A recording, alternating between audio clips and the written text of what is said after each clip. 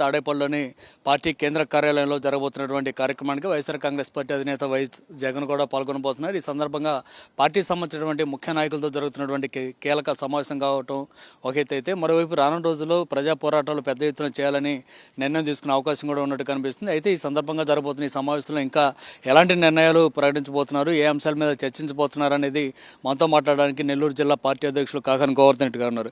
Sir, ప్రధానంగా ఈ రోజు జరగబోతున్నటువంటి సమావేశం ఉద్దేశం ఏంటి, ఏ అంశాల గురించి చర్చించబోతున్నారు?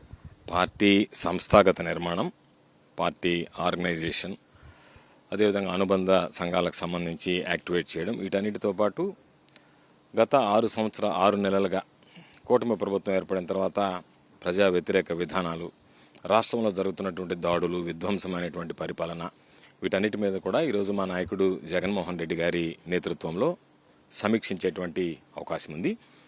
దానికి సంబంధించి ఈరోజు జిల్లా అధ్యక్షులు అందరం కూడా జిల్లాలో ఉన్నటువంటి సమస్యలు, అనేక రకాలైనటువంటి సమస్యలు, ఇప్పటికే ధాన్యం కొనుగోళ్లకు సంబంధించి రైతులు పడుతున్నటువంటి ఇబ్బందులు, అదేవిధంగా రైతులను పట్టించుకోకుండా రైతులకు సంబంధించి ఏ ఒక్కటి కూడా రైతు భరోసా దగ్గర నుంచి ఏది ఇవ్వకుండా వాళ్ళని మోసం చేస్తున్నటువంటి విధానం, అన్ని రకాల రైతులకు సంబంధించి అన్ని ఇతర వర్గాలకు సంబంధించి విద్యుత్ ఛార్జీలు పెంపు, ఇసుకకు సంబంధించి మద్యం పాలసీ, బెల్ట్ షాపులు విచ్చలవిడిగా రావడం, వీటన్నిటి మీద ప్రజల్లో పెద్ద ఎత్తున చర్చ జరుగుతుంది. కాబట్టి ప్రజల మద్దతుతో ఈరోజు ప్రభుత్వం చేస్తున్నటువంటి ఈ అనైతిక కార్యక్రమాల మీద తప్పనిసరిగా రాబోయేటువంటి రోజుల్లో ఏ విధంగా నిరసన తెలియచేయాలి అనేటువంటి దాని మీద ఈరోజు చర్చించబోతున్నట్టు విషయం తెలుసు. అంటే గతంలో వైఎస్ జగన్ గారు 6 నెలల సమయం కూడా ప్రభుత్వానికి ఇచ్చారు. 6 నెలల తర్వాత ప్రజా పోరాటం చేస్తా ఉన్నారు. ప్రధానంగా ఇప్పుడు ఏ అంశాలను మీరు టేకప్ చేయబోతున్నారు, ఎప్పటి నుంచి ప్రజా పోరాటాలు ఉండబోతున్నాయి?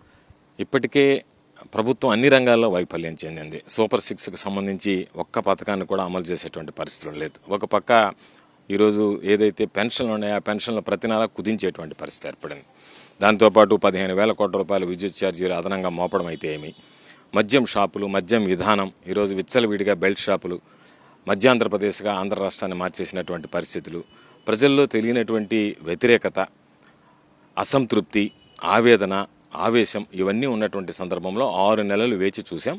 చంద్రబాబు నాయుడు ప్రజలను మోసం చేయబోతున్నాడు అనేటువంటిది స్పష్టంగా అర్థమవుతున్నటువంటి నేపథ్యంలో తప్పనిసరిగా వైఎస్ఆర్ కాంగ్రెస్ పార్టీ ప్రజల పక్షాన్ని నిలబడి పోరాటం చేయాల్సినటువంటి అవసరం ఉంది. కాబట్టి ముఖ్యమంత్రి జగన్మోహన్ రెడ్డి గారు ప్రజల పక్షాన్ని నిలబడి 2014, 2019 మధ్య ఏ విధంగా అయితే మేము పోరాటాలు చేశామో అదేవిధంగా జిల్లా వ్యాప్తిగా, రాష్ట్ర వ్యాప్తిగా కూడా అన్ని ప్రాంతాల్లో ఈ నిరసన తెలియజేయడం, పోరాటాలకు సిద్ధపడాల్సినటువంటి సమయం వచ్చింది. కాబట్టి ప్రధానంగా ఈరోజు చర్చించి వాటి మీద నిర్ణయం తీసుకోవడం జరుగుతుంది. అంటే ఎన్నికల హామీలు కానీ, సూపర్ 6 అమలు చేస్తుంటే మేనిఫెస్టో ప్రకటన కానీ ఇంతవరకు ఏది అమలు కాలేదు. కానీ మరోవైపు ఈ 6 నెలల్లోనే 67,000 కోట్ల పైగా అప్పులు చేసిన పరిస్థితి. ఈ నగదంతా ఏం చేశారు, ప్రజలకు ఏం చెప్పబోతుంది ఆ ప్రభుత్వం అంటే ఏం చెప్తారు? అంటే చంద్రబాబు నాయుడు నోరు తెరిస్తే అబద్ధాలు తప్ప వాస్తవాలు చెప్పడు. కాబట్టి ప్రజలకు సంబంధించి ఏదో ఒక డైవర్షన్ పాలిటిక్స్ కోసం ఉన్నటువంటి దానిని పక్కదారి మళ్లించడం, ముబ్బడిగా అప్పులు చేయడం, దాదాపుగా ఈరోజు ప్రజల గురించి ఆలోచన చేసేటువంటి పరిస్థితులు లేడు. స్వార్థ ప్రయోజనాల కోసం పనిచేస్తున్నాడు. ఈరోజు రాజధాని నిర్మాణం కోసం తన భూముల విలువలు పెంచుకోవడానికి 15,000 కోట్లు, 16,000 కోట్లు ఖర్చు పెడతాను, అవసరమైతే మరో 15,000 కోట్ల రూపాయలు తెచ్చి అభివృద్ధి చేస్తానని చెప్పేటువంటి చంద్రబాబు ప్రజలకు సంబంధించి, పేదలకు సంబంధించి ఏదైతే ఎన్నికలకు ముందు ఇచ్చినటువంటి హామీలను నిలబెట్టుకోకుండా అమరావతి మీద దృష్టి కేంద్రీకరించడం అంటేనే తన రాష్ట్ర ప్రయోజనాలను విస్మరించి స్వార్థ ప్రయోజనాల కోసం పనిచేస్తున్నాడు అనేటువంటి స్పష్టంగా అర్థమవుతుంది. ప్రజలు దీనిని 6 నెలలు వేచి చూసి ఈరోజు గమనించారు, గుర్తించారు. కాబట్టి ఈ ప్రభుత్వం మీద తీవ్రమైనటువంటి ఆగ్రహావేశాలు ప్రజల్లో కూడా పెళ్లిబుక్కేటువంటి పరిస్థితి ఏర్పడింది.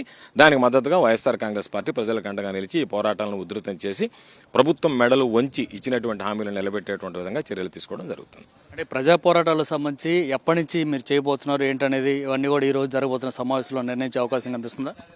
స్పష్టంగా, ఖచ్చితంగా. ఎందుకంటే ఈరోజు జగన్మోహన్ రెడ్డి గారు చేసేటువంటి దిశానిర్దేశంలో తప్పనిసరిగా ఏ అంశాలని ప్రాధాన్యత ఇవ్వాలి, ఏ అంశాల ప్రాధాన్యత క్రమంలో మనం పోరాటం చేయాలి, ప్రజలకు అండగా నిలవాలి, ప్రజలకు మద్దతు ఇవ్వాలి, ఈ ప్రభుత్వం చేసినటువంటి మోసాన్ని ప్రజలకు బట్టబయలు చేయడం, ప్రభుత్వం మెడలు వంచి ప్రజలకు ఇచ్చినటువంటి హామీలను నిలబెట్టుకునేటువంటి దిశగా ప్రజలతో కలిపి వైఎస్ఆర్ కాంగ్రెస్ పార్టీ అడుగులు వేయాలనేటువంటి ఆలోచనతోనే ఈరోజు ప్రధానంగా నిర్ణయాలు తీసుకోవడం జరుగుతుంది.